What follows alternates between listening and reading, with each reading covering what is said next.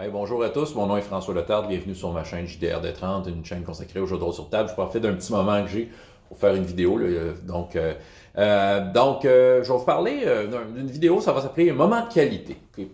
Je vais l'appeler comme ça. Hier soir, j'ai joué à Étoile, encore une fois, jeu qui simule Stargate, un jeu créé par Eric Blaise, Erwick, un jeu de rôle pour les nuls, dépendant de ce que vous le cherchez. Un bon petit jeu qui simule bien Stargate avec un système, écoute, c'est super facile à prendre en main, c'est un système qui est très très simple, tout ça. Puis c'est ça, ça a donné que cette semaine, je suis supposé faire du défi fantastique, mais il manquait un joueur.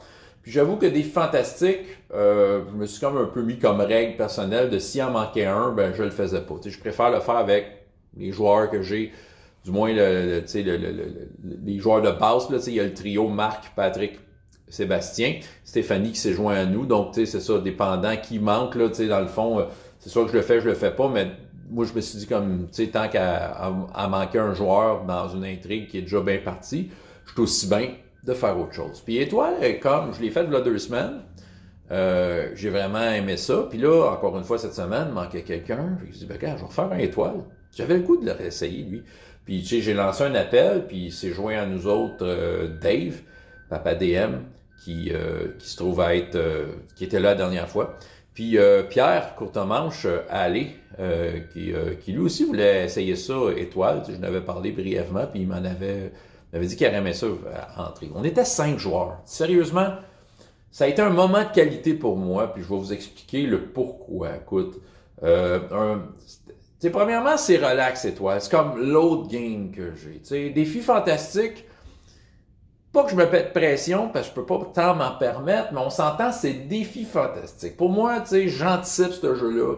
C'est sûr qu'il y a une partie de moi qui veut essayer d'aller retirer le maximum de l'expérience défi fantastique, parce que c'est comme mon jeu, puis tu sais, je me délecte de la façon que les règles se passent, puis tout ça.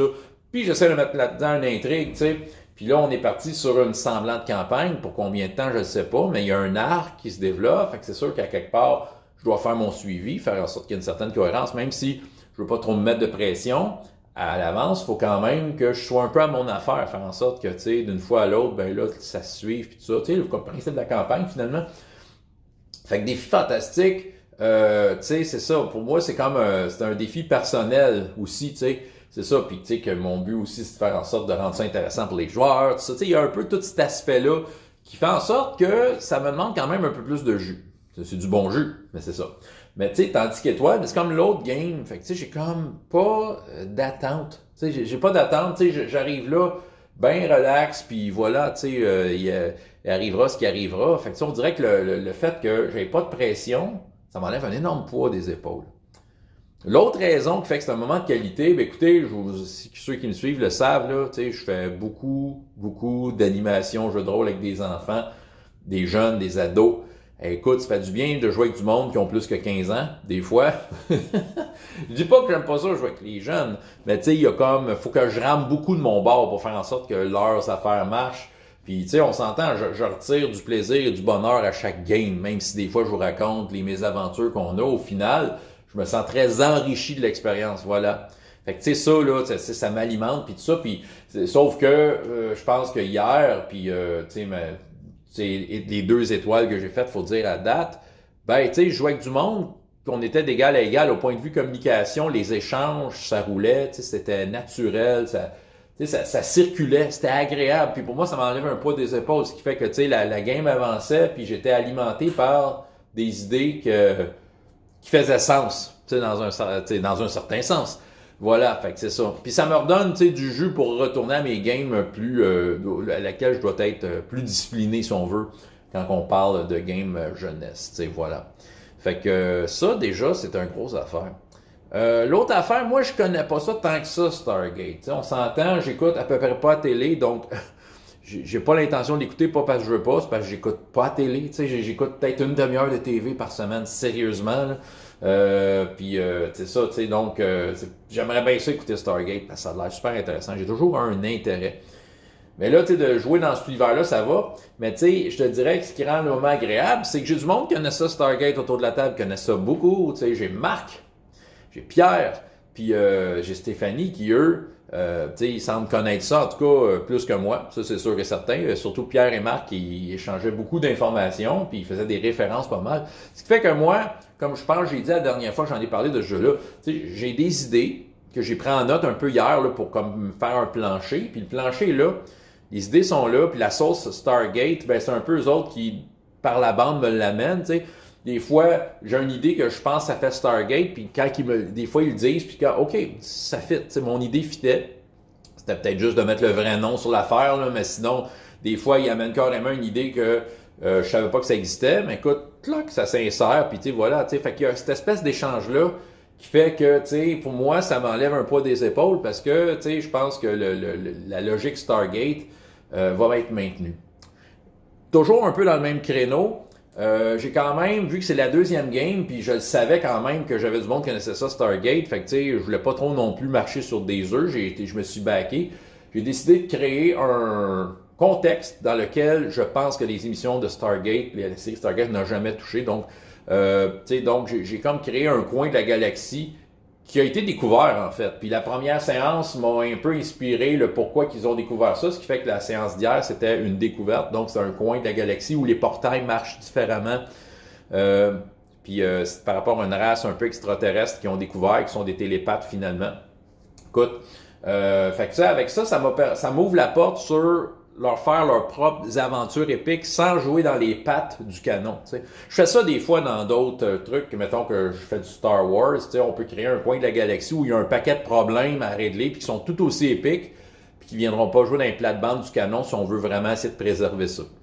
Mais c'est ça, fait que avec la façon que j'ai monté ça, ben c'est un peu là-dedans je me suis lancé. J'ai mis leur base d'opération sur la première planète qu'ils ont visitée il y a 2 semaines. Fait que là, c'est une base d'opération dans laquelle ils ont plein de portails à découvrir et que les fameux Goa'uld ne connaissent pas l'existence pour l'instant. Fait que c'est ça. Fait que c'est ça. Si jamais il y a des suites, on verra. Mais ça, on dirait, ça, c'est moment de qualité. Ça me permet de plus y aller à mon style là-dedans, tout en essayant de maintenir la sauce Stargate. Ce qui fait que c'est un moment de qualité aussi, que c'est sans pression, cette affaire-là. C'est le fait que ça se passe en 2022, c'est ça qui arrive. C'est à 2022 avec l'élément fantastique de Stargate. T'sais. Mais ce qui fait que les référentiels, c'est les référentiels de nos jours. Tu sais, hier, là, sérieusement, il y a eu des jokes sur Tim Hortons, Saint-Hubert, tu sais, sur des restos qu'on a aujourd'hui, puis sur des technologies présentes, puis tout ça, puis tu sais, des références musicales, puis tout ça. Puis tu sais que dans n'importe quel autre jeu, tu sais, dans le fantasy, là, tu peux en faire des jokes de Tim Hortons, mais tu sais, clairement, tu sais que c'est une joke. Tu sais, je veux dire, il n'y a pas de Tim Hortons dans Eberron, tu sais. Bon, c'est ça. Mais c'est ça, mais tu sais, dans le monde de Stargate, tu sais, il y avait un des personnages, Pierre, entre autres, il se définissait en, je suis un Canadien, ben tu sais, Tim Hortons. Bon, ok. Pour, si vous êtes en Europe, Tim Hortons, ben, c'est une chaîne de restaurants où on sert du café et des beignes, mais pas des beignes, là, claques à la gueule, là. Nous autres, au Québec, c'est des pâtisseries. OK? C'est ça.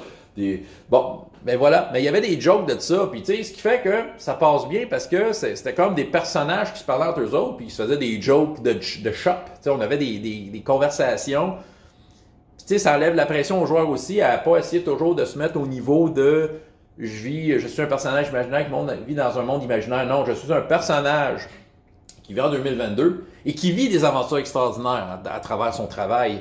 Donc, c'est ça. Fait qu'il y a quand même l'aspect fantastique qui peut être là puis qui peut être mélangé à tout ça. Je trouve que le mélange se fait vraiment bien.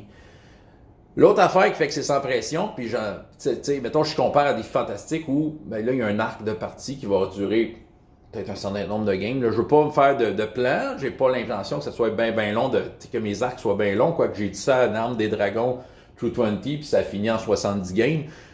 On verra. Tu sais, je fais pas de plan, je sais pas, tu sais, je pars pas en fou. Je laisse les choses aller, puis tu sais, à mesure que c'est intéressant. Tu sais, tant que c'est intéressant, j'en fais, tu sais. Mais Étoile, non, c'est un épisode. Tu sais, j'essaie de faire en sorte qu'il y ait une conclusion à chaque fois. Tu sais, que les dossiers se ferment. C'est sûr que là, déjà en 2 games, j'ai comme pris des éléments de la première game que j'ai mis dans la deuxième. T'sais. Fait que tu sais, déjà, j'ai un fil conducteur pour des idées justement sur mon fameux coin de la galaxie qui n'a pas été découvert.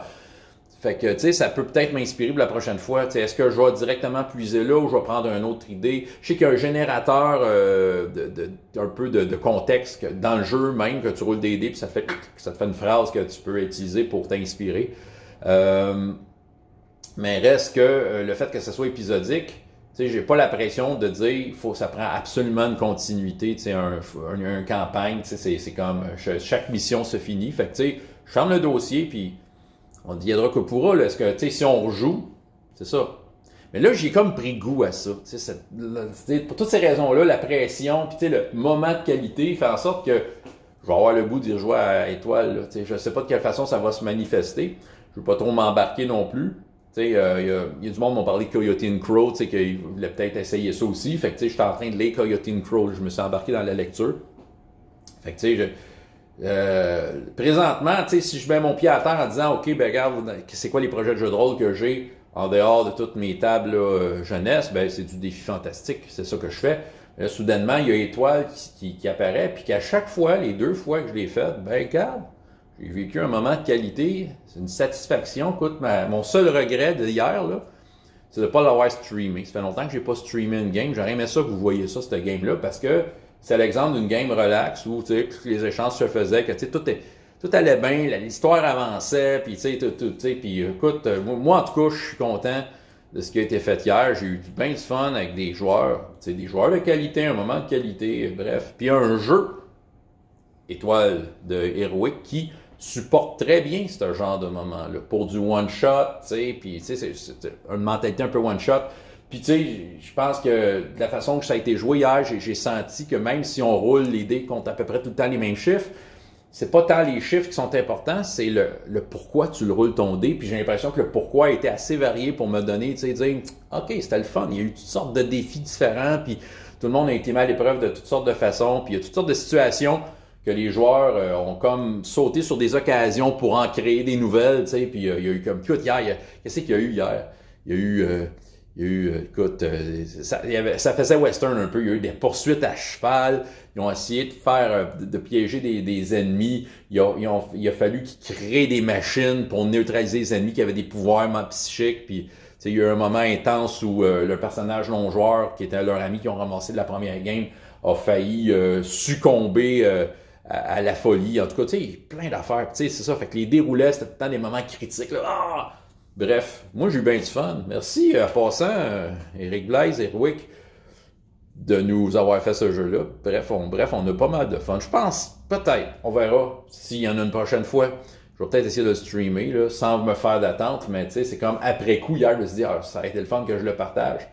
Bon, ouais, peut-être la prochaine fois, je le ferai. Bref, François Letarte, JDR D30, et jusqu'à la prochaine fois. Il y a autant de plaisir dans la vie que dans les jeux. Au revoir.